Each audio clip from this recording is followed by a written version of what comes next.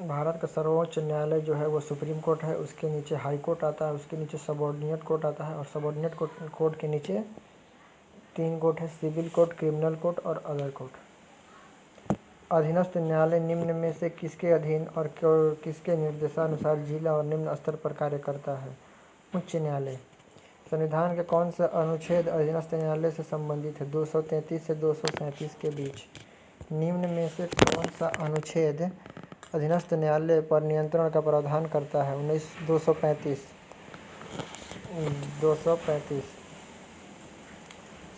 भारतीय संविधान में जिला न्यायाधीश की नियुक्ति किस अनुच्छेद से की जाती है? 233। अधीनस्थ न्यायालय की श्रेणी में नहीं आता है राजस्व मंडल। सभी अधीनस्थ न्यायालयों के न्यायाधीश की नियुक्ति की जाती है संबंधित राज्य के राज्यपाल से। जिले का सबसे बड़ा न्यायिक अधिकारी कौन होता है? जिला न्यायाधीश। जिला न्यायाधीश की नियुक्ति किसके द्वारा की जाती है? राज्यपाल द्वारा, राज्य की उच्च न्यायालय के परामर्श पर। वह व्यक्ति जिसे जिला न्यायाधीश के रूप में नियुक्त किया जाता है उसमें निम्न योग्यता होनी चाहिए जो निम्न में से नहीं है। उसमें कम से कम 5 वर्ष का अधिवक्ता अनुभव हो। सिविल और आपराधिक मामलों में मूल्य और अपीलीय क्षेत्राधिकार किसको प्राप्त है? जिला न्यायाधीश को।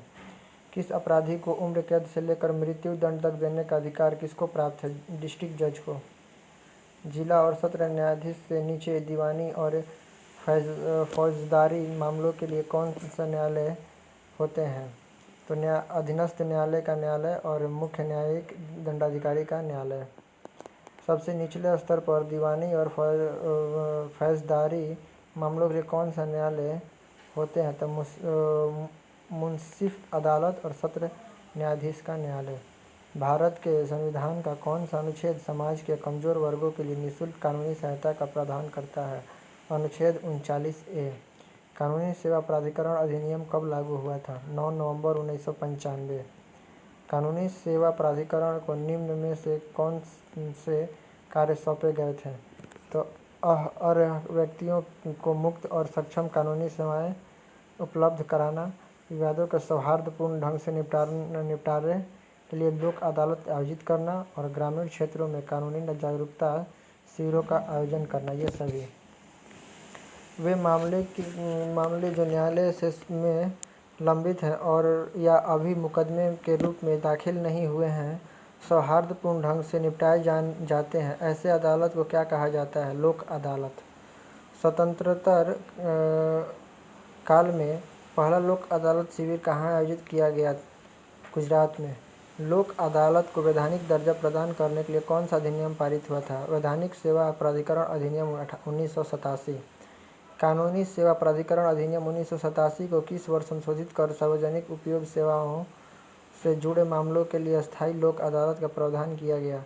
2012।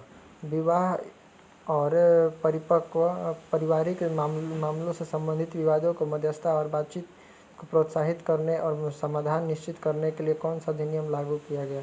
परिवार न्यायालय अधिनियम 1984। ग्राम न्यायालय अधिनियम 2008 के अंतर्गत कौन से न्यायालय की व्यवस्था की गई थी? ग्राम न्यायालय। धन्यवाद।